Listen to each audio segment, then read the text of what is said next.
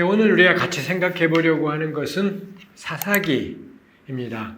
우리 보통 여호수아, 사사기, 사무엘, 열왕기 이 네 권의 책은 하나의 세트처럼 같은 작품인 것처럼 그렇게 여겨지지요. 그래서 학자들은 이 책들을 신명기 역사서 이렇게 부르기도 하고요.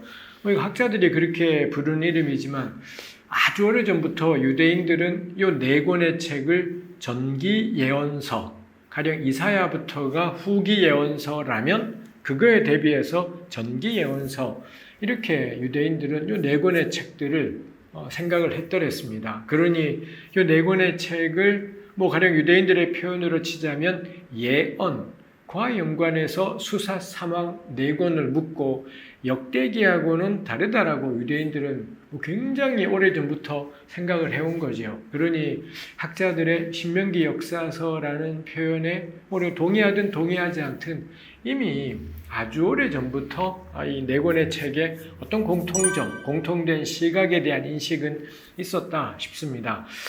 세부적으로 들여다보면 여호수아서랑 나머지 세 권의 책은 좀 차이가 있지요. 여호수아서에는 실패에 관한 기록이 없으니까요. 물론 아이성 전투의 실패 이런 것이 있기는 하지만 적어도 여호수아는 한치의 흔들림도 없이 이 지도자로서의 역할을 끝까지 제대로 수행하지 않습니까?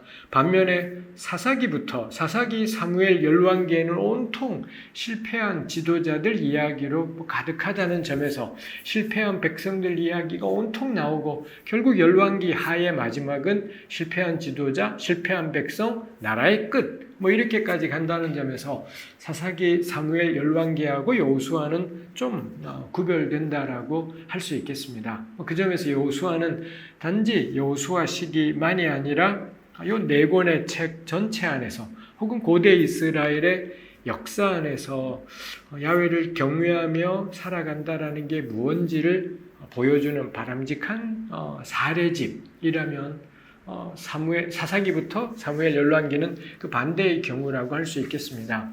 모세하고 여호수아 이 두 사람의 이름하고 연결된 게 율법이라는 이름이죠. 혹은 율법 혹은 율법책 이런 표현이겠습니다.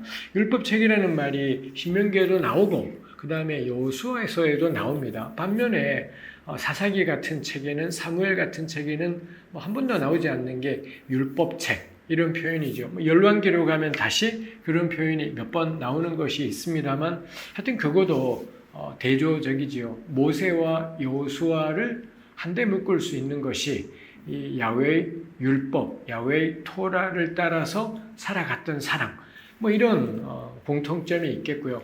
반면에 사사기는 이 토라라는 율법을 의미하는 이 토라라는 단어가 한 번도 안 쓰였거니와 그거 외에도 야훼의 명령, 야훼의 규례 이런 표현들이 거의 쓰이지 않고요.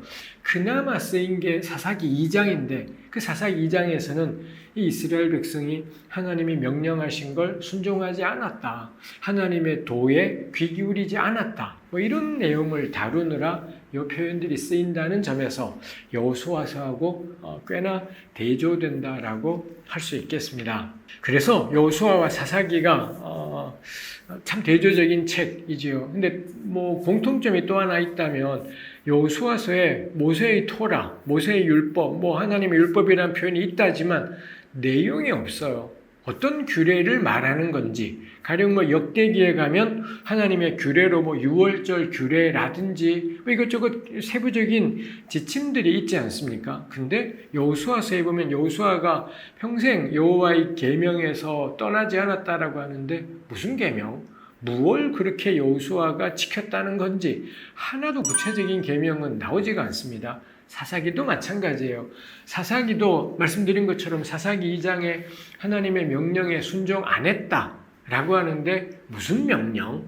무엇을 하라는 명령? 뭘 어떻게 일상에서 하라는 명령을 안 따랐다는 거지? 이런 것들이 구체적인 무슨 계명 이런 것들이 명료하게 나오지가 않습니다. 그 점에서 전 여호수아 사사기 두 권의 책이 공통된 점이 있다 싶습니다. 그럼 이 두 권의 책에서 말하는 여호와의 명령을 따라 여호수아서의 거창한 표현으로는 여호와의 율법에 따라 모세의 율법에 따라 좌로나 우로나 치우치지 않았다. 거창하게 표현하던 사사기처럼 하나님이 명령하신 것에 따르지 않았다라고 표현하던 이 두 권의 책에서 여호와의 명령에 순종하는 삶은 구체적인 규례와 법도가 아닙니다. 야훼 하나님만을 예배하는 것. 하나님한테만 예배할 거냐 아니면 하나님 아닌 다른 신에게 뭘 부탁을 하거나 기도를 하거나 의지를 하거나 숭배를 하거나 할 거냐. 글쎄 굳이 계명이라고 표현하자면 10계명의 제1계명인 셈인 거죠. 2계명은 크게 상관이 없어요. 이 하나님을 다른 어떤 것의 형상으로 만들지 마라. 이건 여호수아 사사기에서는 쟁점이 아닙니다. 이런 일들이 일어나기도 하고 문제가 아닌데 핵심은 하여튼 하나님이냐 아니면 다른 신이냐. 이게 그런 상황에서 오직 야훼 한 분만을 섬기는 것. 그게 여호수아서가 생각하는 하나님의 규례와 법도의 전부인 거고요. 사사기도 마찬가지입니다. 사사기에서도 줄기차게 요구하는 게 하나님 한 분만 예배하기, 하나님 한 분만 우리 하나님으로 섬기기. 이게 사사기가 생각하는 하나님의 명령을 따랐다 안 따랐다의 기준이라고 할 수가 있지요.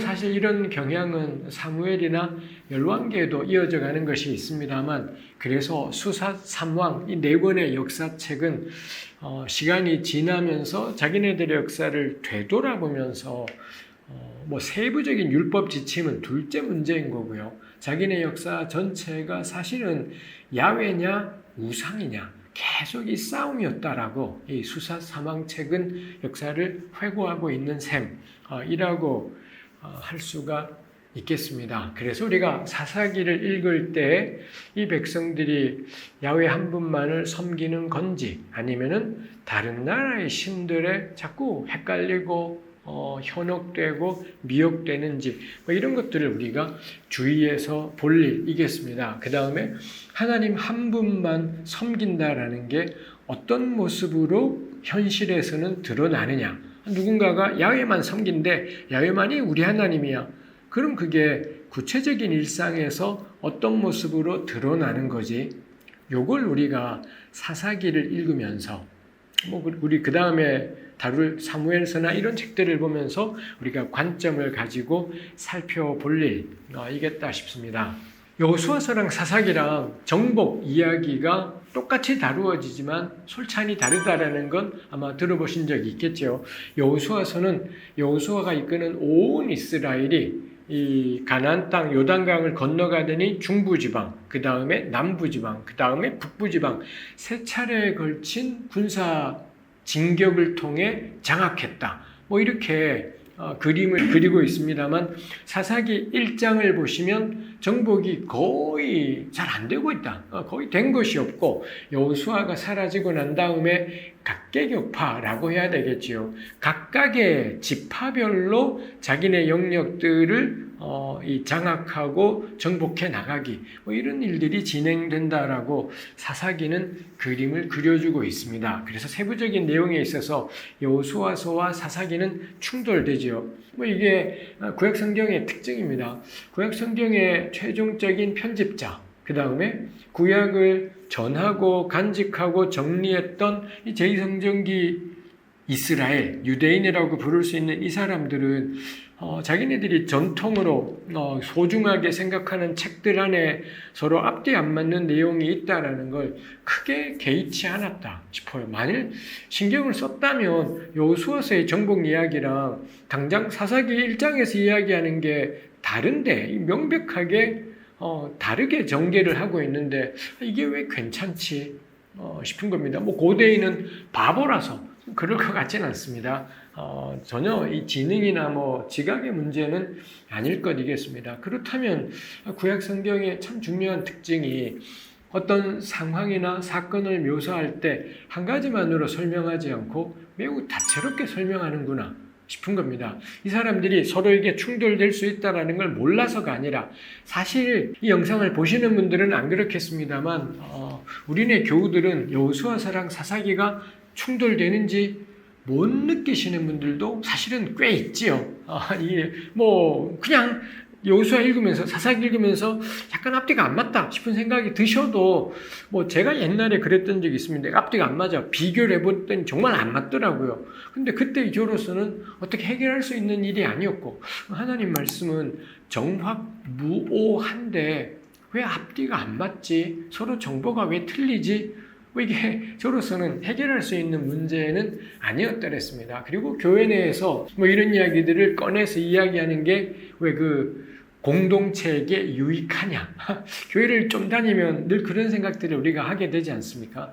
다른 사람들에게 이런 게 유익한 이야기일까? 뭐 이런 고민들을 하면서 그냥 슥 접고, 사실 그거 몰라도 예수님 믿고 살아가는데 크게 문제가 없다 보니 넘어가고 뭐 그러했다 싶습니다. 그래서 제가 굳이 여호수아랑 사사기랑 충돌돼야지만 보시는 분들 가운데 되면 뭐고 안 되면 뭐고, 뭐 된다 한들 난 크게 상관없어, 뭐 이렇게 생각하시는 분들도 많겠다 싶습니다. 좀 뭐 괜찮을 거다 싶어요. 굳이 두 책이 어디서 충돌되는지 뭐 다 찾아내고 알아내고 그게 크게 관건은 아니겠다 싶습니다. 다만 그렇게 괜찮으신 분들한테 부탁드리고 싶은 건 안 괜찮은 지체도 있다는 겁니다. 우리 안에는 이 성경이 충돌되는 거를 못 견뎌하고, 이게 궁금해하고, 이게 잘 납득이 안 되면 답답해하는 지체들이 있습니다. 근데 그분들 보고 믿어, 이거 몰라도 예수 믿고 사는데 큰 문제 없어.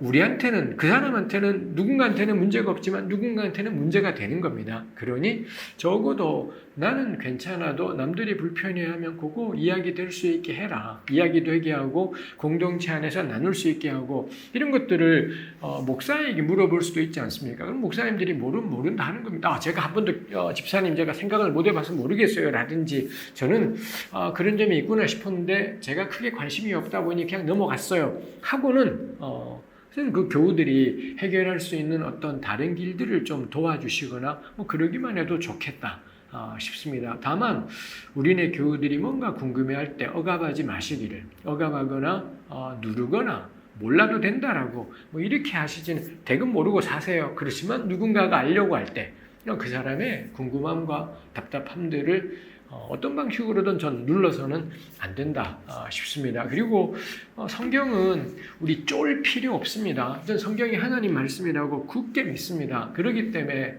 담대해도 돼요. 성경한테 우리가 질문할 일이지, 성경이 하나님께서 노심초사하시면서 우리를 가르쳐셔야 되지, 우리가 혹시 내 질문이 하나님의 심기를 건드렸을까봐 노심초사, 그거는 조선시대 때 절대 군주를 섬기던 봉건국가 체제 신하들의 태도, 이 왕권이 겁나 세던 시대 신하들의 태도이지 않습니까? 하나님은 봉건 군주가 아니십니다. 성경도 조금만 우리가 의심을 품으면 와르르 무너지는 그런 허접한 책도 아닙니다. 그러니 저는 담대하게 성경을 의심하고 질문하고 따져보자 싶은 거죠. 그렇게 따져가다 보면은 또 발견하게 되는 하나님의 은혜가 있고 진리의 한 자락도 있겠다 싶습니다. 해서 여호수아서랑 사사기는 같은 상황에 대해서 다른 시각들을 반영하고 있구나. 그 점에서 여호수아서가 세부적인 그림을 정확히 전달하기보다는 그때마다 우여곡절이 많았지만 지나고 나서 보니 전부 하나님의 은혜였어요. 이게 여호수아서라면, 사사기는 그 우여곡절 하나하나를 좀 더 부각시키면서 그 우여곡절마다 피눈물도 많았고 불순종도 많았고 좌절도 많았다라는 걸, 이걸 가능한 한 좀 더 전달하려고 하는 것이 사사기입니다. 그 점에서 저는 팩트 체크라는 요 시각으로 접근한다면 여호수아보다는 사사기가 팩트에 가까울 거다. 제 생각이 아니라 대부분의 학자들이 생각하고 있는 바이죠. 아마 그러지 않겠어요. 큰 그림 그리는 사람보단 가까이 들여다가서 세부 그림 그리는 사람이 좀 더 세부적인 팩트에는 가까울 수가 있겠다죠. 근데 오해되지 않아야 되는 게, 그게 여호수아서가 구라라는 뜻이냐? 그렇지 않아요. 우리 삶이 우여곡절이 많았지만 돌아보니 걸음걸음 은혜였어요. 이게 구란가요? 이게 거짓말인가요? 절대 이거 그렇지 않겠지요. 그렇게 보는 시각 자체가 저는 문제가 있는 시각이지 않겠습니까? 해서 사사기의 그림들이 좀 더 현실적인 모습에 가까울 거다라는 거고요. 그리고 사사기를 읽게 되면 정말 난리 법석이었네. 초기 정착 과정이 난리 법석이었고, 이 이스라엘이 이 이방 민족들을 제대로 몰아내지 못했네 라는 것도 발견하게 되고요. 그리고 그렇게 제대로 몰아내지 못한 것이 어떤 현실을 가져왔는지도 사사기가 이야기하고 있다 싶습니다.